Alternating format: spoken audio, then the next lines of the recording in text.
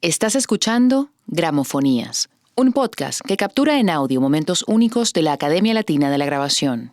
En cada episodio, el registro de un momento Latin Grammy contado por sus protagonistas.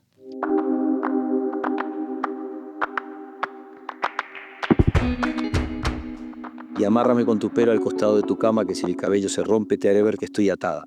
Mi hijo, ¿esto lo has escrito tú? Ellos son Jorge Drexler y C. Tangana. No había otra manera de conocerse que recitando un par de versos. Yo suelo fijarme en cosas de los discos que a veces no son las que se fija todo el mundo de entrada. Me pareció una cuarteta perfecta, ¿no? Es decir, maravillosamente escrita. Eso para mí fue un orgullo, porque los escritores, cuando te acuerdas de algo que ha escrito otro, es como una forma de elogiarle, ¿no? Drexler, cantautor uruguayo, ganador de más de una docena de Latin Grammys y otros múltiples reconocimientos, incluido un Oscar, descubrió al rapero, productor y director español C. Tangana en el álbum El mal querer de Rosalía. Antón Álvarez Alfaro, o Pucho para sus amigos, coescribió 8 de los 11 temas de ese disco. Aunque ambos viven en Madrid, se conocieron en Las Vegas, en la alfombra roja de los premios Latin Grammy de 2018. En vivo, desde el MGM Grand Garden Arena de la ciudad de Las Vegas, esta es la 19ª entrega anual del Latin Grammy. Creo que nos cambiamos los teléfonos esa misma noche, mucho tiempo después, que nos lo estábamos pasando bien los dos. Sería a punto de amanecer probablemente en un lobby de uno de los hoteles de Las Vegas. Así comenzó la historia de cómo dos poetas se fundieron en el arte del otro. Lo que escucharás en este episodio es una experiencia irrepetible que revela la magia de los espacios creados por la Academia Latina de la Grabación. Un viaje dentro de la mente de dos artistas que son vivo ejemplo del poder de la colaboración. La alianza con Pucho ha sido importantísima. Una conversación entre dos universos artísticos que en la unión de sus contrastes lograron reinventarse. Con Drexler fue uno de los primeros maestros con los que en el estudio me comporté como yo quiero. Y reivindicarse. Y cuando lo canté se me abrió realmente un mundo. Esto es Gramofonías, un podcast de la Academia Latina de la Grabación. En este episodio, Jorge Drexler y C. Tangana. Y el Latin Grammy va para...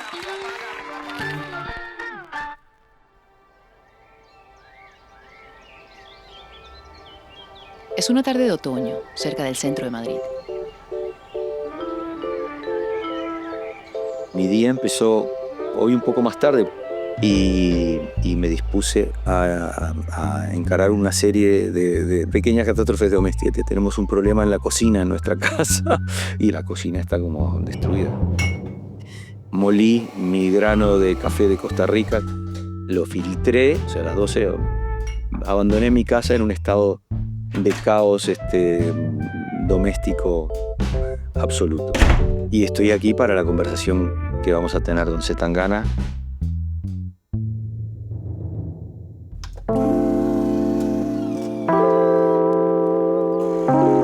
Me he levantado a las 9:30, he leído como hasta las 10:30 mientras me tomaba un café.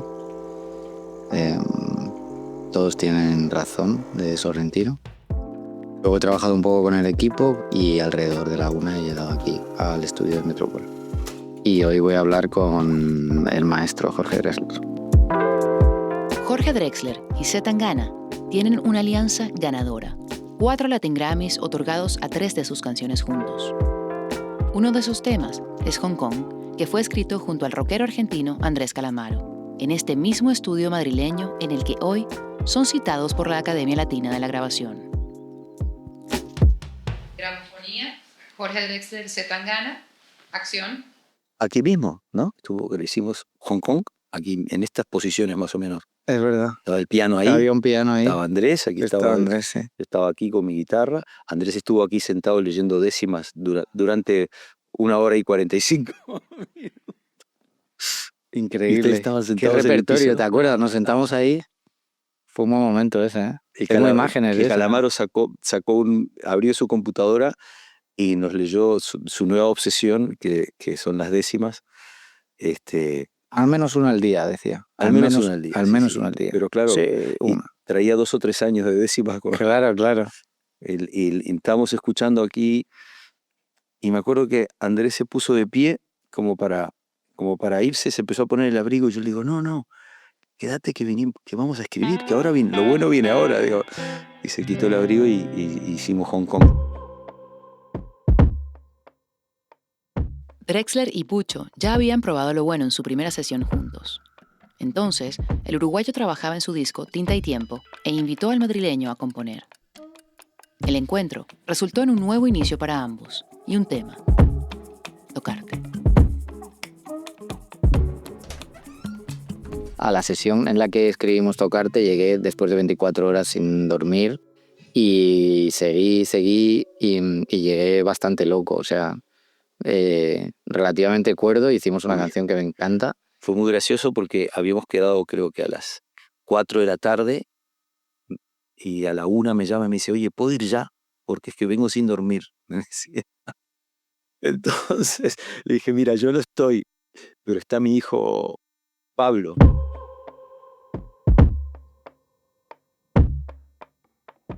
Cuando yo llegué estaban Pablo, Víctor, que acompañaba a Pucho, y estaban los 3, y ya tenían encaminada la base de armónica de Tocarte, ya estaban trabajando.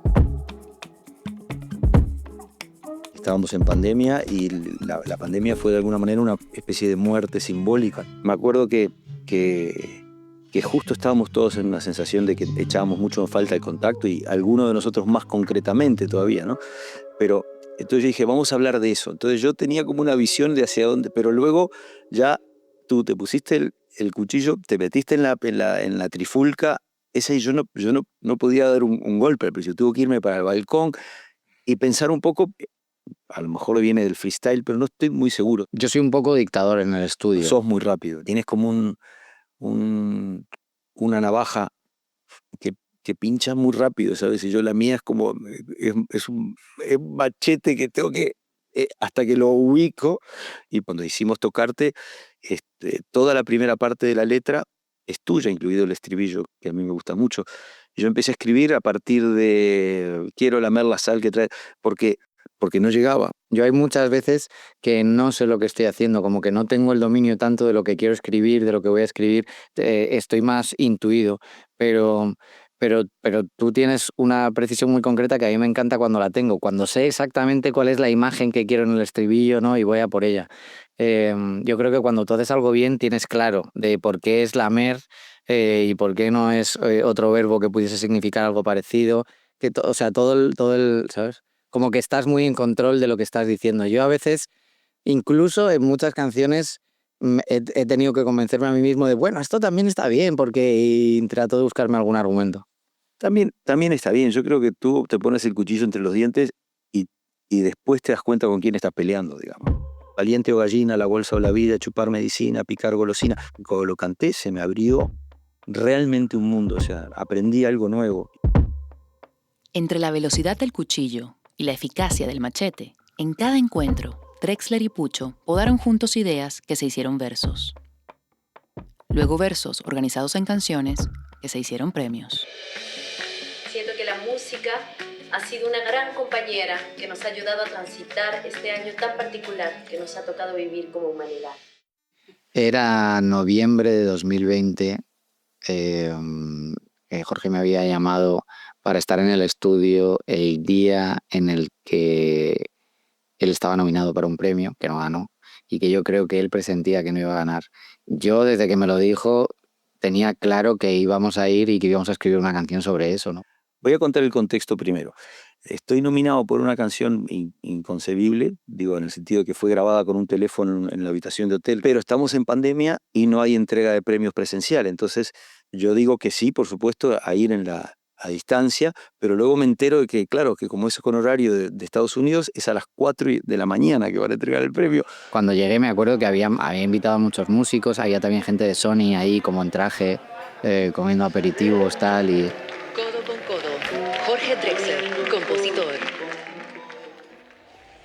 Y era una película de Woody Allen, ciertamente. Era como rodar una porno delante de un montón de tu discográfica, digamos, ¿no? Era como... yo en un momento pensé que no iba a pasar. Había mucha gente participando, porque todo el mundo gritaba cosas, ¿no? Que nos sentamos, Pucho muy oportunamente se pegó el trago de whisky más largo que he visto en cámara. Y el ganador del Grammy para la canción del año Hizo glac gluc, glac gluc, glac gluc, glac gluc, glac gluc. René Residente. Ahí está. Yo sabía que iba a ganar René porque era quien se lo realmente merecía. Fue Pucho, que ni siquiera estoy nominado. Creo que Pucho estaba incómodo esa noche. Dice, ¿qué hago aquí? No, si no esto es un sarao, yo ni siquiera estoy nominado. La manera en cuando lo sacó de la boca dije, qué cabrón. Y cuando saca eso digo, qué cabrón, vamos a hablar de esto. Venga, vamos a hablar de esto. Yo no escribo de las cosas que me pasan como por una especie de ley de yo tengo que escribir, es porque funciona. O sea, cuando tú escribes de algo que realmente te pasa, que realmente sientes, digamos que tu sentido del tacto está preparado para esa emoción, tu memoria está preparado para esa emoción, tus deseos están preparados para esa emoción. No es algo en lo que tengas que entrar, es una forma de que el empujón sea más rápido, ¿no? Me subo a una ola que no sé cuánto tiempo va a durar y quiero exprimirlo. Siempre utilizo cosas que me han sucedido. Yo cuando venía en el taxi yo ya pensaba, a ver, hoy aunque sea una bromita sobre el premio, esto tiene que caer. Hay una película de Sorrentino que se llama Il uomo in più, El hombre de más, cuyo personaje es... Esa no la he visto, Sorrentino. Pues, para mí es de lo mejor. El caso es que hay un personaje que él utiliza también en su literatura que se llama Tony Pagoda. Y yo siempre he tenido una broma de cómo nos proyectamos nuestro éxito y un éxito decadente, ¿no? Y un acabar la carrera un poco irónico con nosotros mismos. Y este personaje ha sido una inspiración muy fuerte para mí durante toda mi carrera. En concreto, el nominado me lo imaginaba. También tiene una proyección la canción que está como cantada hacia el futuro, digamos, ¿no? Es decir, es un artista en decadencia, es como Sunset Boulevard, digamos, ¿no? Es decir, es una canción que yo creo que nos cantamos a nosotros mismos dentro de un tiempo, no dentro de mucho para mí, dentro de mucho más para ti, de repente, ¿no?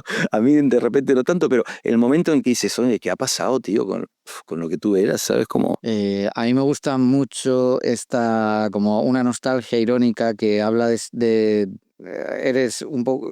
Uno canta como ligeramente arrogante, bajito, pero, ¿sabes? Como con una cierta superioridad. Es como un tono que para mí es como un estándar al que acudo muchísimo para muchas cosas.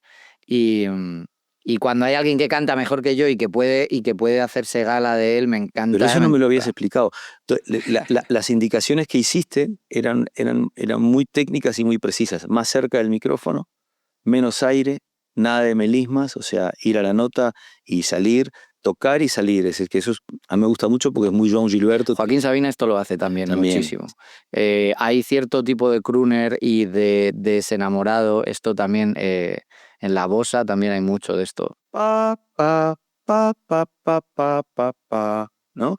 Que es como que es muy difícil de cantar esa canción, ¿no? Con la tenemos que cantar en vivo, tío. Lo pasamos mal, ¿eh?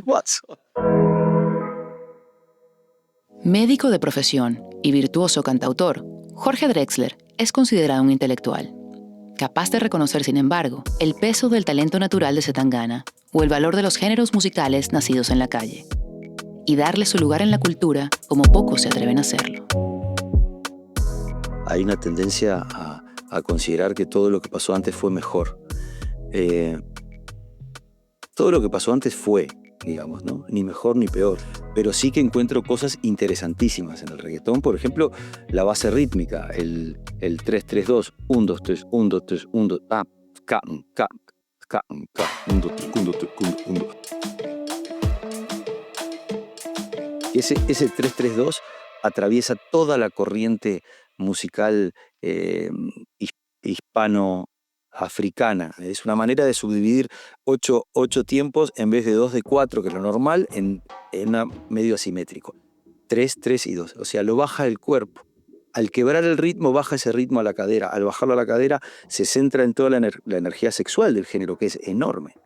Es decir, el reggaetón, igual que el tango, igual que pasó con la cumbia en su momento y que pasó con el samba y con el blues, empieza siendo un género marginal, completamente denigrado por las personas de más edad y por otros circuitos sociales, hasta que lo integra, hasta que hace el crossover y lo integra. No ha habido en la historia de la música en español una predominancia tan clara. Me gusta mirar el pasado sin nostalgia, simplemente para sentir que estoy parado sobre el hombro de gigantes, de que hay cosas del trap hoy en día que ya fueron resueltas por los trovadores medievales, y que hay estructuras rítmicas del reggaetón que ya se utilizaban en el siglo XI en Persia, digamos. Precisamente mirando atrás, de la mano de artistas como José Feliciano, Kiko Veneno, Elías Ochoa y el mismo Jorge Drexler, en su disco El Madrileño, Zetangana se sentó junto a los maestros de la música y sirvió su calle en la sobremesa, a la que invitó a figuras nuevas como Ed Maverick, Omar Apollo o Karim León.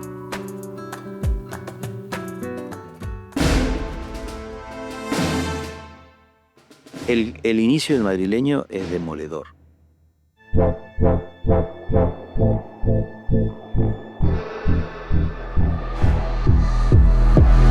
Y Nunca Estoy también me gusta mucho.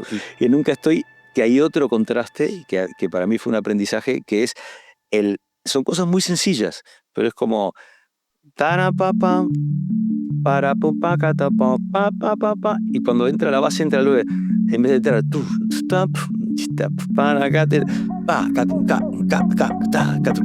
entra como al doble, que eso son las técnicas del 155 pm del funky carioca, ¿no? Es ese patrón de mantener dentro de una balada en la que te pones en el lugar de una mujer la tensión rítmica y una violencia que cuando lo escuché la primera vez dije, no, y después dije, sí.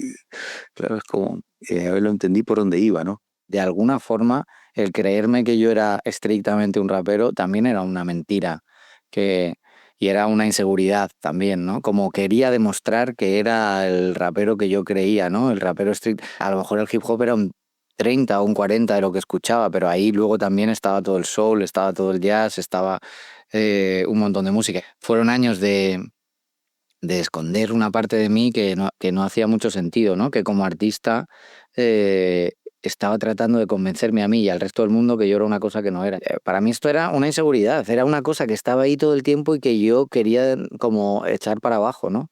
Y a partir de que hice Un Veneno fue cuando salió para adelante. Un Veneno, incluido en el disco El Madrileño, es un tema lanzado en 2018 en colaboración con El Niño de Elche, el reconocido cantante de flamenco experimental. Pasar del trap a ese bolero fue un golpe al timón en la carrera de Pucho, una maniobra que despertó la curiosidad de Jorge Drexler. A mí el movimiento ese que hiciste con Un Veneno, que lo vi además y lo leí, cuando vi el video lo leí, dije, claro, está trabajando por contrapeso, ha establecido toda esta figura súper sólida aquí, ¿no? Con ídolo y así, una estética, y de golpe aparece por esta otra cosa y es un golpe de sorpresa que para mí es el comienzo del disco, que están los dos mundos.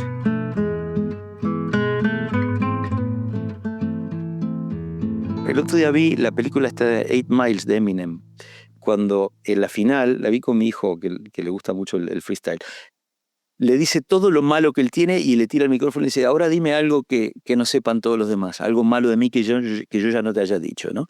Y el tipo no puede contestar, porque si partes detrás y dices, bueno, sin cantar y sin afinar, ¿qué vas a poner? Que no canto ni afino. Es decir, es como una manera también irónicamente, de quitar ese argumento del medio, ¿no? Sí. Sí que canto, no es verdad que no canto. O sea, lo de que no es porque es una expresión española que es no cantar nada. Ese no canta nada, que se refiere a que, ¿sabes?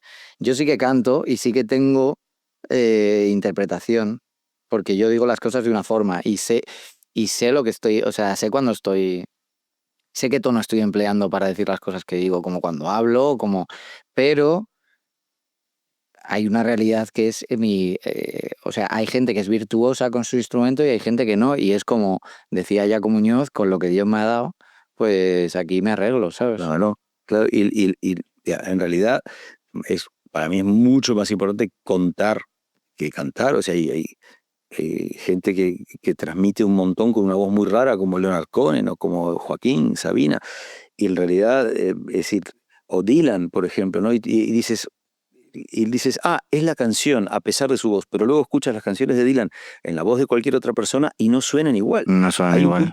Hay básicamente un punto de verdad en lo que uno la toca o no la toca, y yo que eso lo tienes en el cantar, aspiro a tenerlo yo también. 3 años después de su primer encuentro en la alfombra roja, Jorge Drexler y C. Tangana subieron juntos al escenario de los Latin Grammy, bañados del éxito del disco El Madrileño. Esa noche, el álbum fue premiado con 3 gramófonos, 2 de ellos compartidos con el propio Drexler por los temas No Me Now y Hong Kong. Todos buscamos amor y validación, el que diga que no es un mentiroso. Yo siempre lo he dicho que a mí me faltaba un reconocimiento cultural que me lo dieron antes los artistas que mi propio disco, ¿no? Porque ya estar en el estudio con ellos ya era una forma de decirme que lo que yo hacía estaba como validado, ¿no? Pues en 2021 fue la noche de los Grammys, que quizás es el mayor reconocimiento que ha tenido el álbum.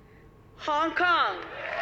Yo siempre me he sentido, y creo que muchos artistas de música urbana que tenemos aspiraciones, altas aspiraciones, o artistas de la música y de la cultura popular que no entendemos el desprecio con el que la alta cultura o la gente de otros ámbitos considera otras cosas que son sencillas pero que para nosotros también son buenas. Y a mí me gusta pensar que lo que yo hago tiene grandes ambiciones, ¿no? Nominado, Alice, Jorge Drexler, C. Tangana. Muchas gracias por que un madrileño puede estar aquí compartiendo. Quiero darle las gracias especialmente a Jorge. Yo escuchaba a Jorge cuando era un crío. Lo ponía mi padre y para mí era un ejemplo de compositor, de escritor, de artista. Así son bonitos los premios, cuando surgen con algo que realmente has hecho con ganas y de corazón, ¿no? Porque no hay nada peor que lo premien a uno por algo de lo que no está orgulloso. Que eso debe ser algo... Eso debe ser durísimo, ¿no? Este no fue el caso del Madrileño, y tampoco sería el de Tinta y Tiempo, el disco que Jorge Drexler lanzó la primavera siguiente. Premiado con 6 Latin Grammys, 2 de ellos otorgados a la primera colaboración de ambos, Tocarte. Y el ganador es... ¡Tocarte! Una canción que porta en sus versos el impulso y la recompensa de acercarse al otro. La definición de concordia me viene a mí de mi querido amigo, el filósofo español Antonio Escotado. La concordia es la ausencia de miedo al otro, que es la voluntad de confiar en el otro. Luego viene la empatía, que es un paso más de sentir lo que siente el otro, pero en primera instancia, por lo pronto, no desconfiar del otro, establecer un puente con el otro. Muy bonito, ¿no? Esta conversación. Muy bueno, ¿no?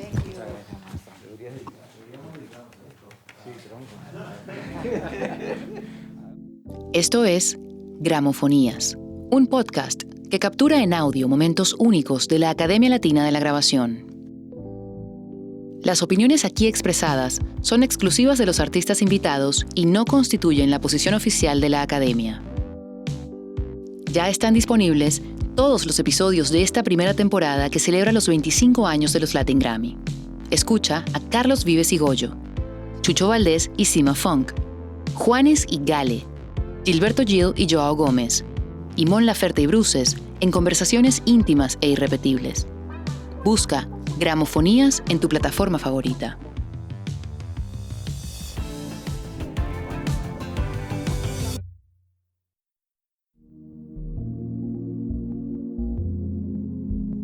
Gramofonías es un podcast de la Academia Latina de la Grabación, producido por Shake It Easy Media.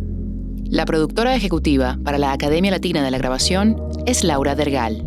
Productora ejecutiva, Shake It Easy Media, Nuria Net. Producción de campo, Music Content Factory, Madrid. Productora senior, Mónica Vega. Juan Andrés Rabel es el consultor creativo para este episodio.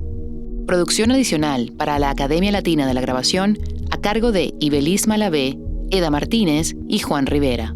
Arturo Rebolledo de Metropol Studios fue el técnico de sonido encargado de la grabación. Producción de video, César Luis. Fotografía fija a cargo de Rocío Aguirre. Edición y montaje, José Luis Osuna.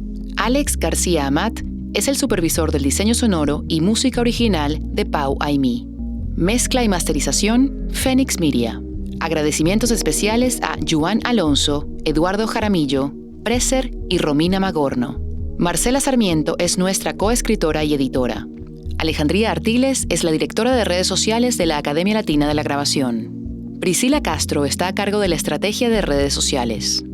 Lupita Álvarez es nuestra coordinadora de producción. Archivo de Juan Camilo Rivera.